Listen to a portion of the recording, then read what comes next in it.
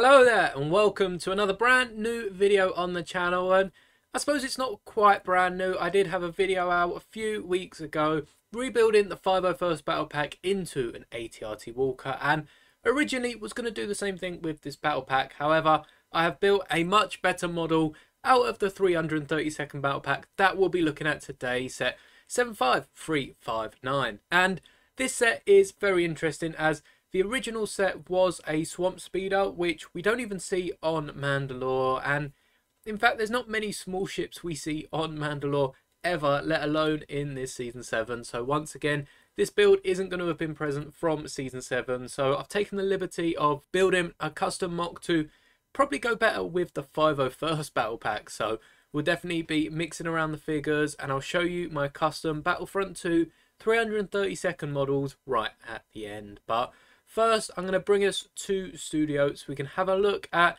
just a bit of the designing process and my original model. So what you can see here is a blank studio page. Once you open it up, get a new page going, you'll see some variation in this. Sometimes you can see the bottom studs displayed on your screen. I chose to turn that off as it just gets a bit confusing when I'm working with grey bricks. But if you go to the top left of your screen here, you will see click on File, and you can import bricks. Now you can import models, 3D models that aren't actually Lego. So if you are trying to build something that you've got a 3D scan of, you can do that. Same with mosaics. I'm not quite sure how the mosaic works, but I assume you can import some sort of picture and it'll brick it out or something like that. We want to import an official Lego set, and I never usually remember the numbers, so you can take these straight from Lego's website. I have a screenshot on screen now, and you can see just at the bottom underneath the image, you'll be able to see the official Lego set number, and that is the number you want here. Here we've got the 332nd Ahsoka's Clone Trooper Battle Pack, so we have got the right one. Sometimes set numbers can have multiple sets allocated to them. It gets a bit funky, but when Lego have come out with so many sets, mistakes are going to happen. So sometimes it'll be -2. So if it doesn't work for the first one, just whack a 2 in there, a 3. And keep going until you've either not got anything back or you've got the set you were looking for. But you can see here 98 parts and 4 minifigures. You can include the minifigure parts, however a lot of these are new, and the only minifigure parts they actually have on studio are a few more of the common Lego City ones, the ones that you see in everyday sets rather than special ones such as the 332nd troops, which have a torso and helmet, well, 4 helmets exclusive to this battle pack. So these aren't on studio and they'll just show up as cuboids with a question mark on, but you can always use them to represent the piece later on. It will still tell you what that piece is meant to be and have a link to Bricklink. So I always just untick that, and I usually keep extra parts ticked as, especially with some models, them extra parts can come in very handy when you're building these sets. So there are 2 options to import it. You can import it as a palette, which sort of has a folder of all the bricks just to the left hand of the screen where my mouse is. It will have all the bricks there that you can use from. The only problem is I recommend only taking from that section. You can't copy and paste because there's an extra brick, because then you can go over brick limits, and with my recent Venator I'm now finding out that that is exactly what I've done. Just copied and pasted a piece that there was only 1 or 2 of, and now I've added an extra. So I always prefer to import it into the scene, and as you can see it takes just a moment, if that. There were no cuts, no magic in this filming. All parts have successfully been imported, and you can see them out in front. Obviously it's a smaller set if you're importing all the pieces from the Venator, the UCS Venator, which is a very expensive mock if you are doing that. But let's say for instance you've imported the Venator, you're gonna have a screen about this big just filled with pieces. It's gonna be a nightmare. That perhaps is a situation where you'd want the pieces in the palette on the side, or better yet, find someone who's already made the model in a studio software such as Studio itself, and just ask if you could borrow the model and edit it from there. It'd be much easier than trying to build the whole thing yourself. You do get a few pieces like these helmet accessories that perhaps you don't want. You could just get rid of them, click on them, backspace, and they're gone. And then this gives you all the bricks. You can start moving around, piling them up, and putting together some really wacky designs. So onto my first design that was an ATRT originally. You can see just over to the right. Now I do try and make the most of all the battle packs, so for this ATRT, before we get into that build, you can see there's a little chair design. Honestly, these were just pieces left over. I thought you've got one of the minifigures in the ATRT, perhaps 2 or even 3 minifigures can sit down here, and then I used all the rest of the pieces to build a little winged build of some sort, just something for the ATRT to knock over. You can see it's at the height of that stud shooter, but the ATRT itself, if we can hide these two builds, you can see the ATRT doesn't really look too stable. It's being held up by chairs and a few plates. Even then, the chairs can wobble a bit.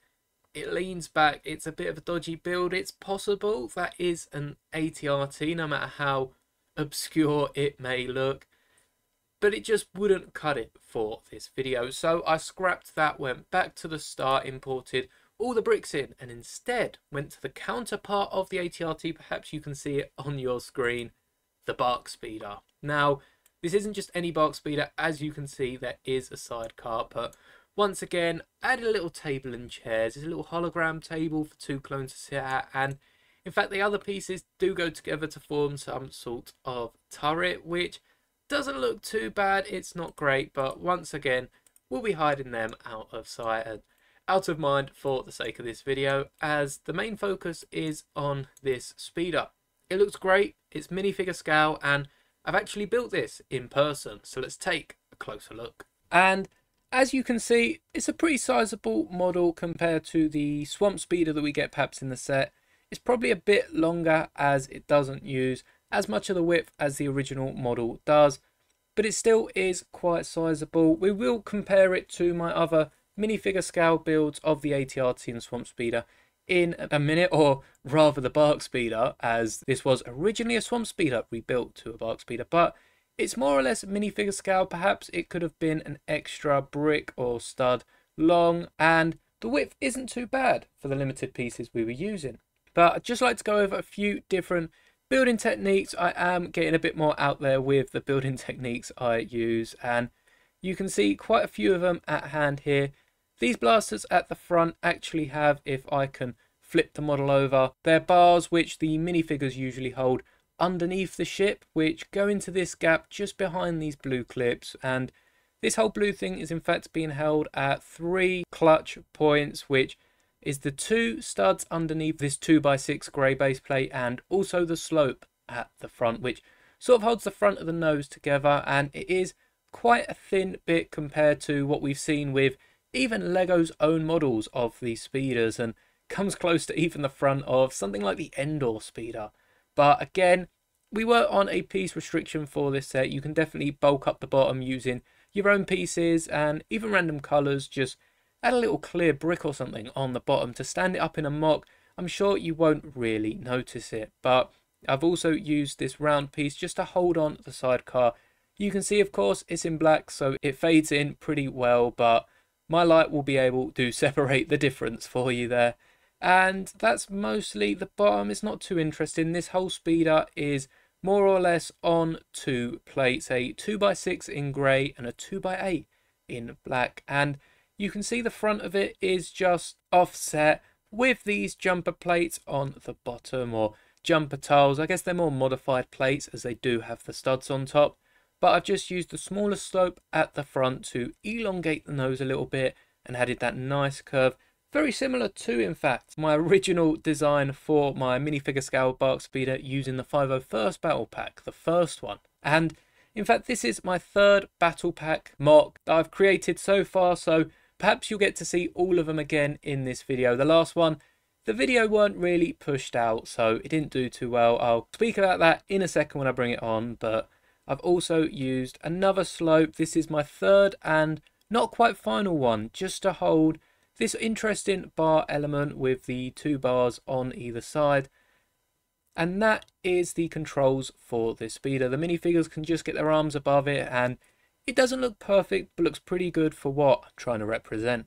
And of course, you saw 2 chairs at the table. There is 4 chairs in this model, so I've just included the other 2 on the actual speeder and sidecar. Of course, the minifigures need somewhere to sit, and there's something interesting about that extra brick at the front which I can show you when I bring my custom minifigures out. Now, as for the back, you probably noticed it's a bit higher than usual, and perhaps it would have been nicer to have not had it so high. But then again, because of the plates at the bottom, this is about the height of the speeder itself, and especially making it look taller than the sidecar does a good job in that. And you can remove this entire piece, and you've got this little stowaway section here which I guess can hold some hair pieces if you're custom designing your clones, or I'd prefer to use this for the blasters that of course the driver isn't going to need by his side. Now, for the blasters that came with the minifigures, they are actually on the ship itself. You can see you've got the blasters at the back here and 2 at the front, and the sniper even has a spot right at the front here. So it's a great way of incorporating them blasters to the set, but of course the minifigures don't get them. Well, the 2 in here aren't needed, and the 2 that are sat at that hologram table obviously are not going to be using their blasters anytime soon. But back to this build, you can see there is a snot brick holding pretty much everything together, and there's a little clip on top with that 1x2 with the double bars either side. That's just got a jumper plate on top, a bracket under that, and the 4th and final slope piece is sort of connecting this to the chair.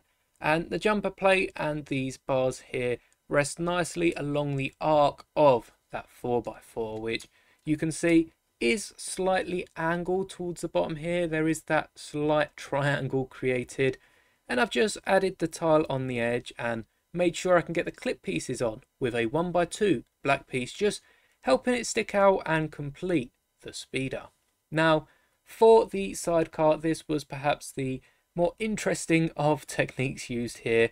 So what I've done is use the 2 1x1 Technic blocks at the front here, and if you would like to see the instructions for this model, do let me know, as I'll have a video breaking down exactly the techniques and probably put out some PDF instructions for free.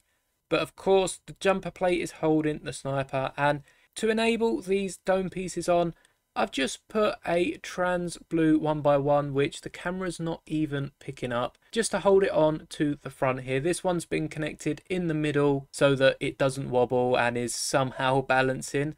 I'm not really sure because it's using the blue Technic pins rather than the red, and if you didn't know, the colours do have a purpose, so perhaps I'll make a video on that. I haven't really seen that talked about in the LEGO community. And the other side is being held at the back as there's a plate just underneath it to catch it from falling, and it's somewhat of a similar story at the back here.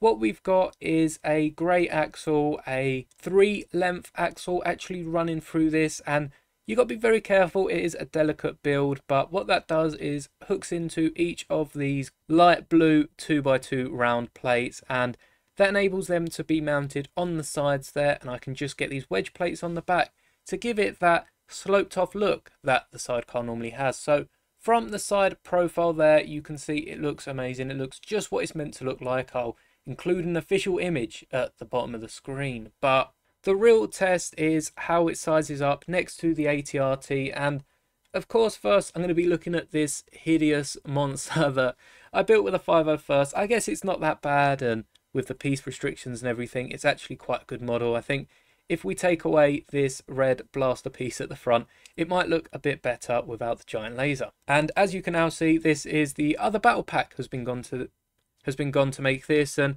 at the minute you can pick them up for about £15. I think the 332nd one is something closer to £18 or £18.99 if you buy it straight from LEGO. So together, the both of these are slightly more expensive than their counterparts, which I would consider my custom minifigure scale ships from the original 501st Battle Pack, the one we got a few years ago when everyone was really anticipating it. And of course, they come with specialized sticker pieces and all the pieces you'd expect to see in an ATRT and speeder, as the set itself was that, just an ATRT and speeder. Hopefully, if we get a battle pack in the new year, and if there is one this size, we get to see a few more droids in it, a few more different droids, perhaps the B2s, and some droid builds to go along with it. And I definitely prefer to see some closer to minifigure scale builds, as LEGO blow a lot of ships out of proportion. Of course, they're toys, they have to be able to be played with by children, and a model this small might be too fragile. This one's actually quite good, but doesn't have the playability that a Lego model has. So of course it'd be lovely to see something of this size and of this proportions, but chances are if we ever get a BARC speeder with a sidecar, it'd probably be about twice as big as this. With that being said, the model isn't too bad. You can see again, it's a little shorter in length, but in the width of the model, it does really make that up, because it's got the sidecar, which perhaps distracts from the back not being as thick as this other model, but especially the front of it with the blasters sticking out, you can't really tell the difference between the two. Of course, one's got the fins, one doesn't, but as far as the width, if there was a silhouette of both of these, it'd be a bit more difficult to tell between them. With this BARC speeder, I do like the fact I was able to include the sidecar. It's something that's only shown up in one Lego set. We've only really seen it once or twice in the entirety of the 7 seasons of Clone Wars, and it's something that I probably wouldn't have mocked out if I didn't have this battle pack at hand. So it'll definitely be a nice addition to my collection, and chances are I'll probably keep these built, as I don't really have uses for the other pieces that are involved in these battle packs, and rather than a swamp speeder and a gun turret, I think this just looks better amongst my collection. Now, one of the problems with the other ATRT, I might have covered this in the video where I made this build, was of course how chunky it is, and it definitely solves that problem quite easily. Of course, less bricks, so it's going to look thinner, but it does sacrifice detail. I guess that sticker at the front of the ATRT I could probably peel and stick there, as I do have a few laying around in my book, and even the 501st badges on the side could probably get there, but I don't know, I'm not too big a fan on stickers, and I prefer that looking how it did from the battle pack. So this would definitely look cool if there was a mock and you perhaps put these two or some of your other builds at the front and hid these away behind there. Not too bad that they stick out like a sore thumb. They're just not the top mock that you'd expect if you had all your own pieces. So if you'd like to see me add a few more builds to this and turn it from an alternate build into a modified version, do let me know. Of course, we could do with that extra blaster on the side there, and perhaps a few more pieces just to build this up and make it looking anywhere near my previous. But as I said, my last video on the ATRT did pretty well. It's actually ranked one of my best videos on the channel because of how many of you tuned in to watch it.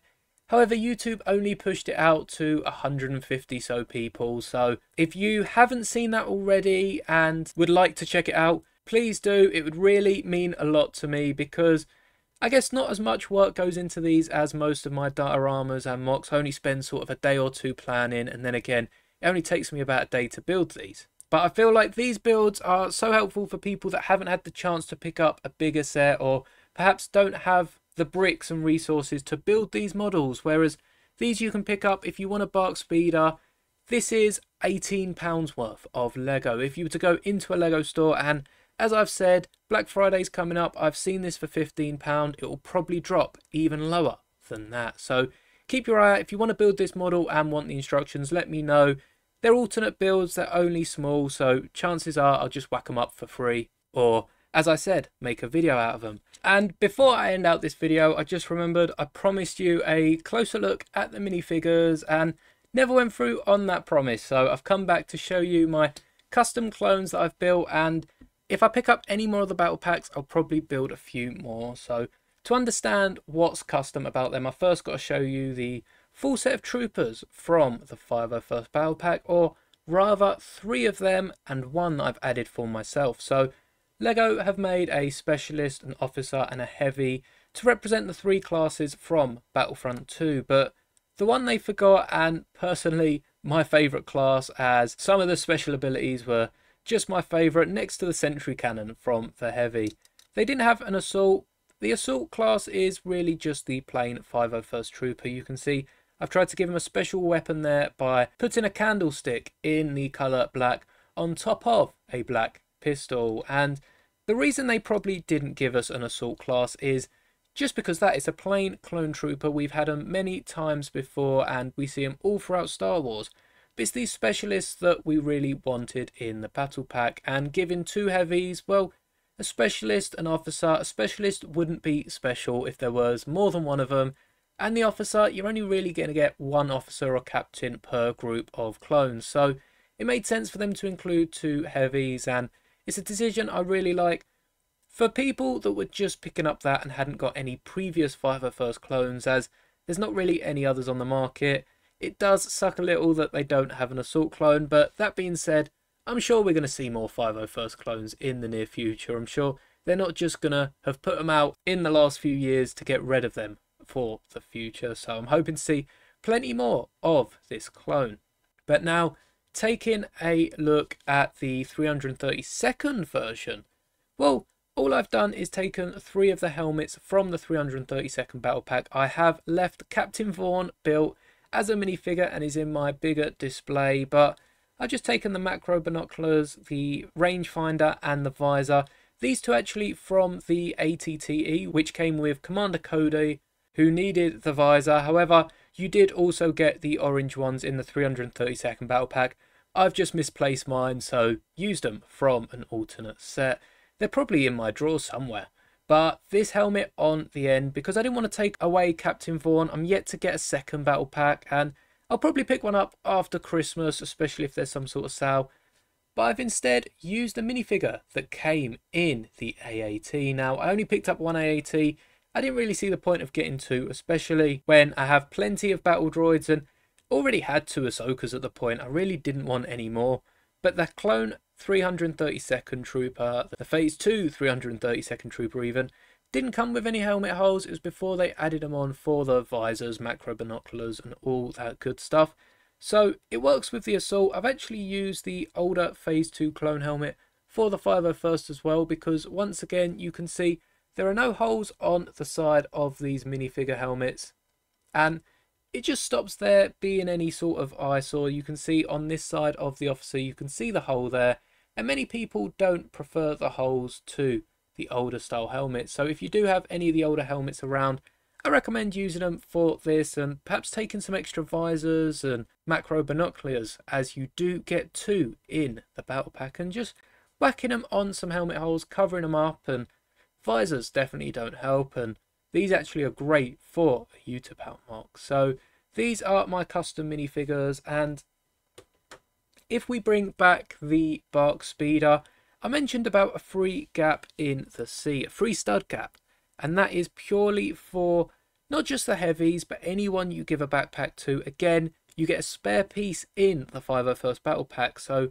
if you wanted just to give a random clone a backpack, it does make sense. And for ease, I'm going to show you with this part clipped off, but you can see the clone trooper just clips right into that gap there, and you can put the controls right on in front of him to make him look like he is indeed holding them. This time we'll go from underneath, and the backpack actually fits in front of the chair. This is awesome, and you definitely could have it fit a bit closer. You can see with my custom BARC speeder from the first 501st battle pack, does still fit the backpack on it, and the video is up if you want to check it out. But again, the heavy fits in there, and I suppose we should probably have the specialist for the similar choice of weapon on the sidecar. Now, this is a bit harder to squeeze in. You have to sort of slide him under the gun or fold him through the top. But eventually he does end up landing on the sea, and you can see it does look very cool. So he's sniping someone from the sidecar. You've got perhaps their packed lunch in that backpack there, and this will make a fine addition for my collection.